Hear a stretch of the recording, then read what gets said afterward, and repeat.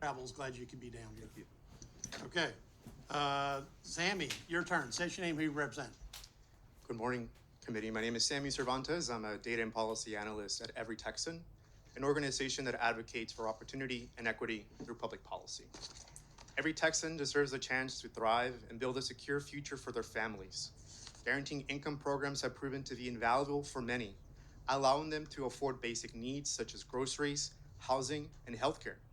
Guaranteeing income is profoundly American, supported by leaders like MLK and President Nixon, who back in the 1970s proposed a negative income tax to allow low-income families to have a minimum income floor. And this is a proven approach. Alaska, for the last decades, has a transfer program that returns money back to families from the revenues of oil and mineral profits. And I want to dispel a myth. We've been talking about universal basic income.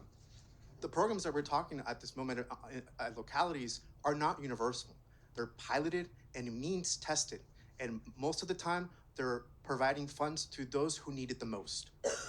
Harris County's pilot program joins over 150 initiatives nationwide, including those in Austin, San Antonio, many of which leverage federal funding from the American Rescue Plan Act. These funds must be used to promote the local economy or they will be lost. Despite our economic strength, many working Texans are not benefiting from our booming economy. Nearly 2 in 5, yes, that is 2 in 5 people in this committee room, Texans struggle to meet their basic needs, with Black, Latino, and rural communities facing the greatest challenges.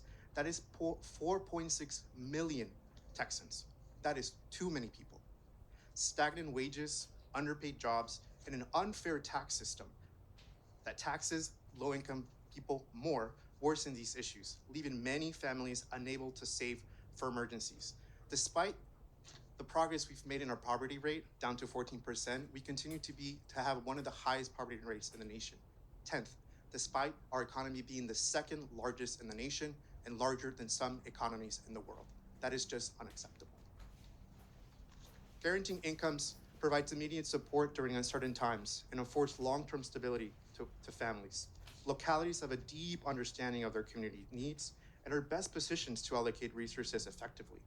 Evidence shows that direct cash transfers are spent prudently on necessities, and over time, participants can use this to support, to build towards long-term goals. Recipients have used guaranteeing income to invest in education and secure better transportation, advancing their career. It also improved access to food and medical care, enabling them to better care for one another and manage their budgets amid rising living costs. Additionally, participants experience greater housing stability with fewer late rent payments and reduced eviction rates. This is a pro-family policy. It is an opportunity to invest in our future. Letting these funds go unused will be a missed chance for meaningful change. Thank you for your time and consideration. And thanks for your testimony, Sammy. I'm glad you could come in. Thank you. Interest of time, I'll just have one question.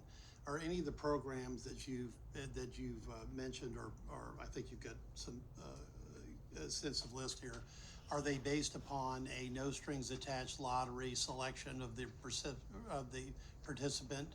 Yes. Okay, which ones? The city of Rochester. City of Rochester, New York? Yes. Okay. And look, we must look at this as a problem that localities are trying to solve. I wish they had more money, Senator. Maybe some of that untapped ARPA money that we have could be used to be given to these localities. And they're doing the best to meet the demand of economic precarity. I wish that they had more money and they're doing it in a targeted way. You should look at guaranteeing income as a tax rebate. They're returning money that folks have already spent. And our federal system and our tax system asks 3 times from low-income families to pay in taxes. So we've talked a lot about money, but I want to talk about people. You should think about the single mother that are struggling to provide for their daughter, and guaranteeing incomes allows them to have quote-unquote leisure, which I think leisure is time to appropriate more time to stuff that you need to do to help your family. And most of these individuals are looking for better jobs. And those 2 hours that OpenAI is talking, that's shorter than the Titanic movie. You know, that's 2 hours of rest. Everyone deserves the opportunity to rest and allocate time to forward their long-term goals. Sam, I appreciate your response. I'm going to let other people, because we could go into a long philosophical debate, but we don't have time for that, at least from my perspective today. But I wanted to ask the question specifically if there was anywhere else in the country, and I appreciate that. Yes. And just as a sidebar, you need to understand that We know that we have many homeowners and many homesteads that are living paycheck to paycheck.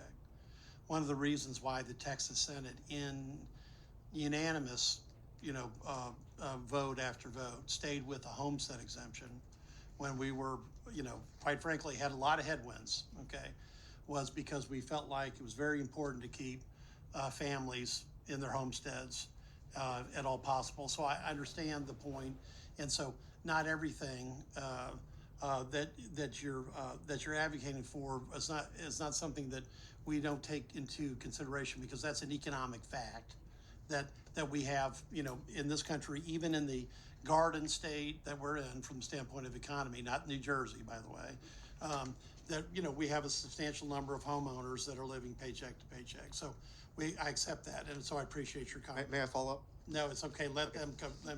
They have some other Thank questions. you. But we could go into the same questioning that Senator Eckhart did with Joel, but we don't have time for the indulgence. I've got some other charges to get to, so thanks. Go ahead, Sarah. Go ahead, Senator Eckhart. Thank you so much for being here, Mr. Cervantes. You had mentioned, and I'm interested to hear the relative benefits of a negative income tax, as some have described, guaranteed income, versus property tax cut. Based on Senator Betancourt's office's estimate, the owner of a median-priced home received a property tax cut, money not taken from that household, of on average $1,300, or more than $100 per month.